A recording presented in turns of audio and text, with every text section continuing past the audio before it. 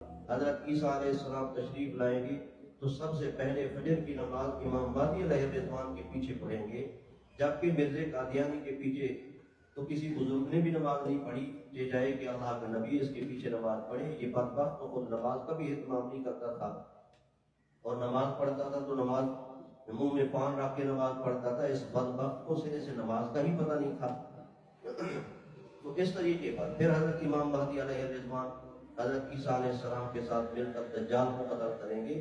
اس نے تو دجال کو دیکھا ہی نہیں، اور پھر جہاد کریں گے، 7 سال کا عرصہ جہاد کرتے رہیں گے، پھر ان کا انتقال ہوگا اور ان کی نماز جنازہ حضرت عیسیٰ علیہ السلام پڑھائیں گے۔ یہ ساری باتیں حدیث پاک کی کتابوں میں موجود ہیں۔ تو یوں میں نے کہا آپ اس کے سامنے باتیں رکھ کر اس سے پوچھتے جائیں اور سوال کرتے جائیں، پھر مجھے بتائیں کہ آپ کو جس چیز کی ضرورت۔ بہرحال میرے ان شاگرد نے یوں کتابیں کھول کر اس سے گفتگو کی، اور گفتگو کرتے کرتے بالآخر وہ کہنے لگی کہ ہم غلطی پر ہیں، مجھے غلط سبق پڑھایا گیا، مجھے پتہ نہیں تھا، تو میں اب قادیانیت کو چھوڑتی ہوں، توبہ کرتی ہوں، مجھے کلمہ پڑھاتی ہوں۔ تو پھر اس نے کلمہ پڑھا اور مسلمان ہو گئی۔ تو یوں میری معزز بہنیں بیٹیاں اور میری معزز معلومات طالبات، اب یہ فتنہ ایسا ہے کہ ہمارے مدارس میں، میرا اس وقت حقیقت ہے میں نام نہیں لیتا، ہمارے بڑے بڑے ادارے ایسے کہ ان خبیث قادیانیوں نے اپنی عورتوں کو تیار کر کے، بچیوں کو تیار کر کے وہاں بھیجا، داخل کرایا۔ میں نام نہیں لیتا، ہمارے بڑے بڑے شہروں کے بڑے بڑے مدارس میں، یونیورسٹیاں، کالج، وہاں تو ہوتا ہی مخلوط نظام ہے، لیکن ہمارے مدارس میں یہ فتنہ گھس آیا ہے۔ تو میں حقیقت ہے شکریہ ادا کرتا ہوں اپنے آپ کے مخدوم اساتذہ کرام کا، یہ میرے محترم ہیں اور میرے مخدوم ہیں، لائق سب تعظیم و تکریم ہیں۔ میں ان کا بہت شکریہ ادا کرتا ہوں کہ اور ان کا احسان سمجھیں کہ آپ کو یہ ختم نبوت کے متعلق وقتاً فوقتاً ہدایات جاری فرماتے ہیں۔ آپ توجہ کے ساتھ ان کی باتیں سنا بھی کریں اور پھر آگے ہمت کیا کریں کہ ختم نبوت کی خدمت کیا کریں۔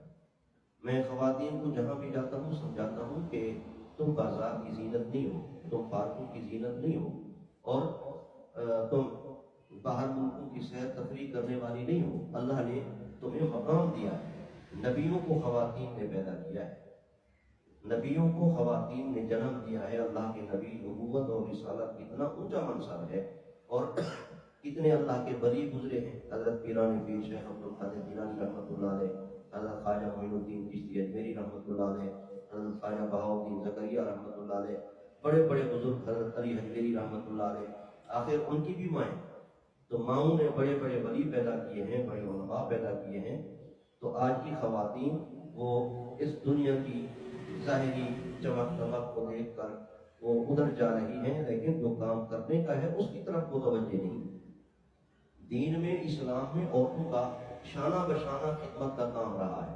قرآن پاک کہتا ہے ان المسلمین والمسلمات والمؤمنین والمؤمنات والقانتین والقانتات والصادقین والصادقات والصابرین والصابرات والخاشعین والخاشعات والمتصدقین والمتصدقات والصائمین والصائمات والحافظین فروجهم والحافظات والذاکرین اللہ کثیرا والذاکرات اعد اللہ لهم مغفرۃ واجرا عظیما۔ دیکھو یہ 10 کام اللہ نے ذکر فرمائے مردوں اور عورتوں دونوں کے برابر، ایمان کا، اسلام کا، صدقہ خیرات کا، عبادت کا، ذکر اللہ کا، اتنے اہم کام۔ تو آج خواتین نے اپنے منصب کو چھوڑ دیا ہے، اس لیے آج ہمارے گھروں میں وہ مجاہدین ختم نبوت پیدا نہیں ہو رہے، وہ اولیاء اللہ پیدا نہیں ہو رہے۔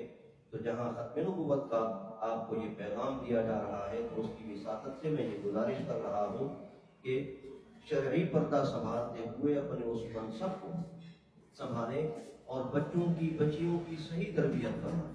میری والدہ صاحبہ رحمت اللہ علیہ، میں آج آپ کے سامنے بیٹھا ہوں، بیمار تھی، ملتان داخل تھی۔ حضرت امیر شریعت سید عطا اللہ شاہ صاحب بخاری رحمہ اللہ کی مزار شریف پہ روزانہ حاضری دیتی اور دعا کرتی تھی۔ تو میں سمجھتا ہوں کہ ان کی دعا کی برکت ہے کہ آج جماعت عالمی مجلس تحفظ ختم نبوت میں اللہ نے مجھے یہ شرف بخشا ہے کہ بزرگوں کی میں جوتیاں اٹھا رہا ہوں، ان کی خدمت کر رہا ہوں۔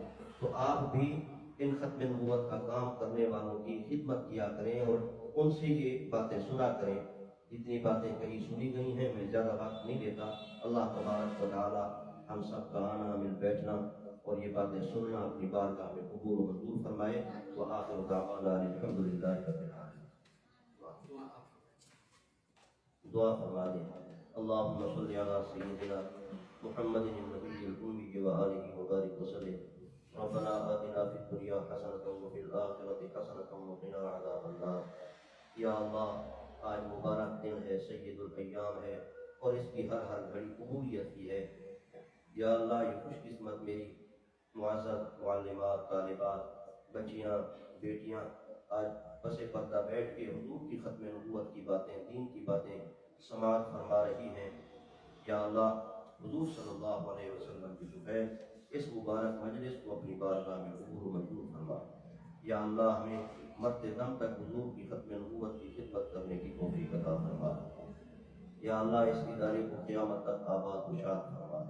یا اللہ، یہاں پڑھانے والے اساتذہ کرام، معلمات اور پڑھنے والی بچیوں کو لمبی صحت والی زندگی عطا فرما، حسنات و طاعات والی زندگی نصیب فرما.